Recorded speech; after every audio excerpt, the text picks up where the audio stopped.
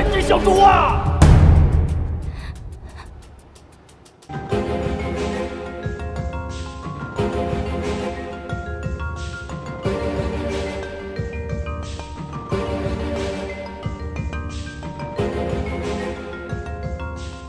高凯，精神一点，不要让他感觉你处于下风。你好，我是高凯，他是天心。我听他们说你有我想听的故事，对吗？李医生有跟我说过，如果我把三只小猪的故事告诉你的话，你就会把真相说出来。这个承诺还生效吗？当然生效了，我已经等了1年了。你可以告诉我了。太好了，那我们可以坐下吗？坐。非常好。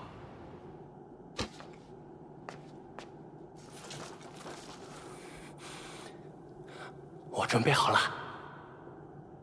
我看过你跟李医生的访谈记录，那个时候他曾跟你说过三只小猪的民间版，我相信那不是你想要听的，所以昨天晚上我搜索了一整晚，找到了一个，我相信肯定合你胃口。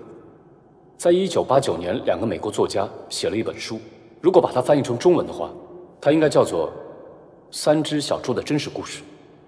有趣的是，他把三只小猪的故事做了极大的颠覆。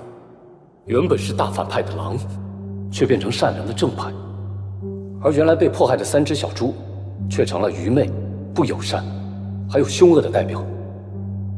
那2个作家想从他们这个故事里，来为那个一直被误解的大野狼，做一个彻底的大平反。中国人有句话：马行千里吃草，狼行千里吃肉。狼要觅食，是天经地义、理所当然的事。这三只小猪的下场，也是他们咎由自取，怪不了别人。3号，你想从我们口里听见的，应该就是这个故事吧？而你想从故事里面告诉我们的，你就是那只被误解的大野狼。即使你杀了人，里面也一定大有文章，一定是以前那个伤害过你的人，让你这一辈子也无法忘记。我说的没错吧？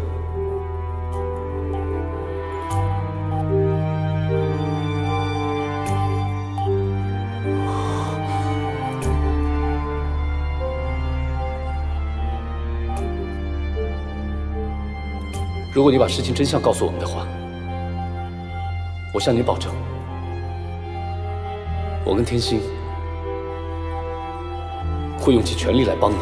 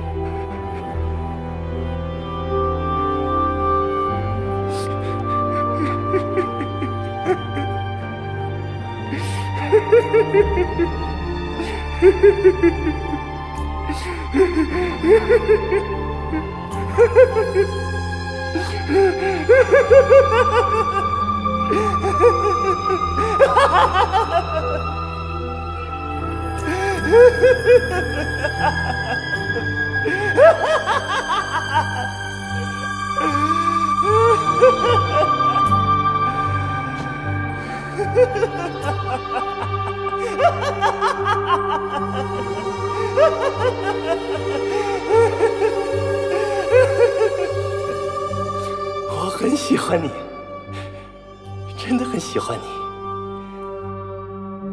你白痴吗？你以为你随意找个这样的垃圾故事，就可以解决掉那个什么李医生1年都没有解决的问题啊？啊？你白痴啊？你低能啊？你有没有脑子啊？你是说，我说的版本不是你想要听的？当然不是啊！不过我挺欣赏你的创意的。这样的话呢，不如我给你一点提示，我告诉你应该要怎么做。我要听到的是最原始的、最血淋淋的、最没污染的那个3只小猪啊！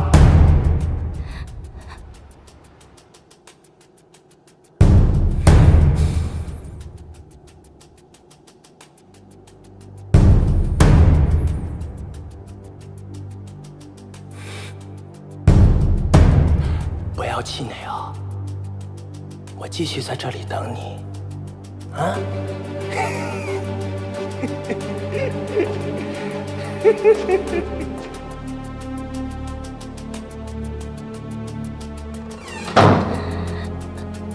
我以为这个案例可以像过去的病人般破解得有如神助，可是我错了。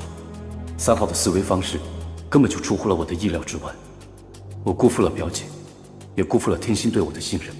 这一次，我彻底的失败了。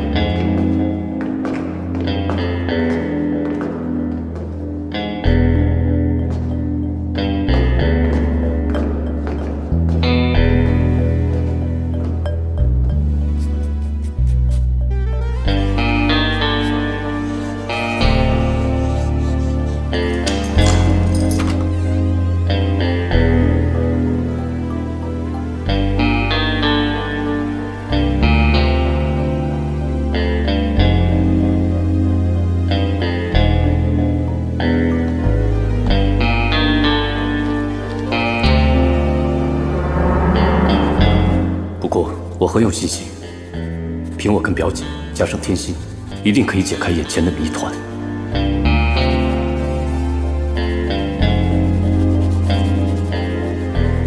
的世界跟疯子的世界其实有什么分别？3号是他自己改的名字，曾经把同居女友杀了的他，在潜逃回来的时候被拘捕，留在精神病院等待检验报告，却一直不愿意说话，要他打开沟通之门。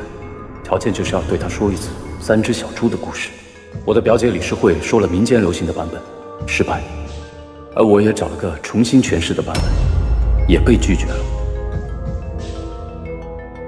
究竟这个3号所指的3只小猪是什么样的故事呢？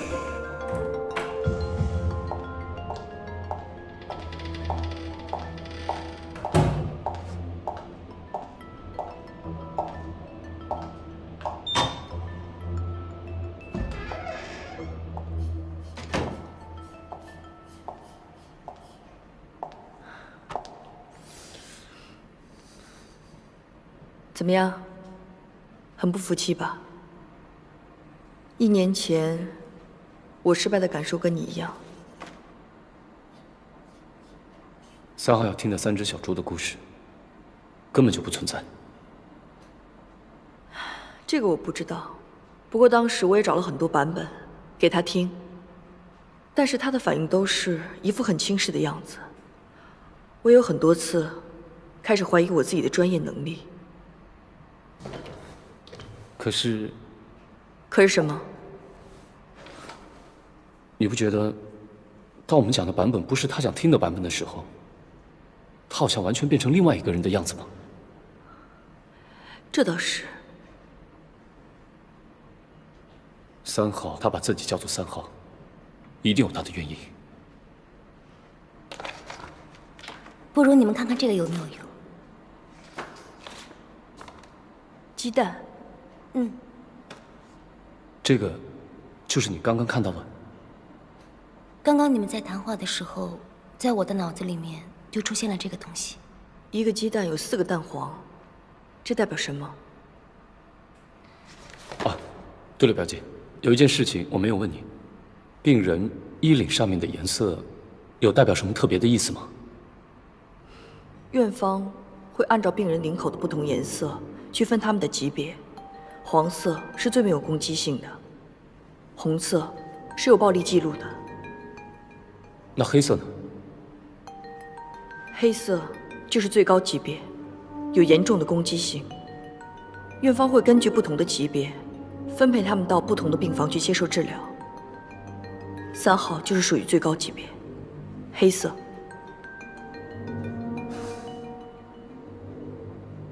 我可以去他病房看看吗？如果你不害怕的话。不害怕。你呢？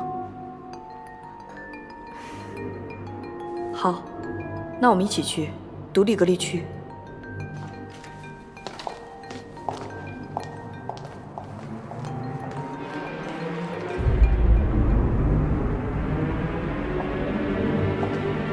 早安，李医生。感觉很怪吧？这一层的气氛真的很诡异，感觉像监狱吧？嗯。这里本来就是囚禁犯人的地方，很多犯过暴力案件的人都会被怀疑是精神病患者。基于人道立场，他们会被送到精神医科这里接受专业的检测。等到确定被判精神病患者之后，就由法官判到不同的医院接受囚禁式的治疗。这里就是囚禁病房。开门。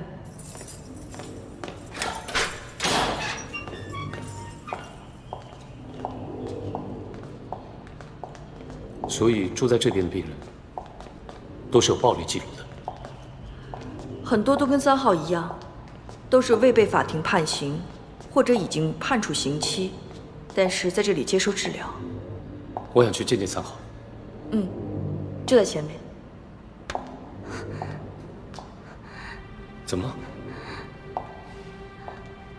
我有点不舒服，我想先回房。我让静儿送你回去。不用了，我自己回就行了。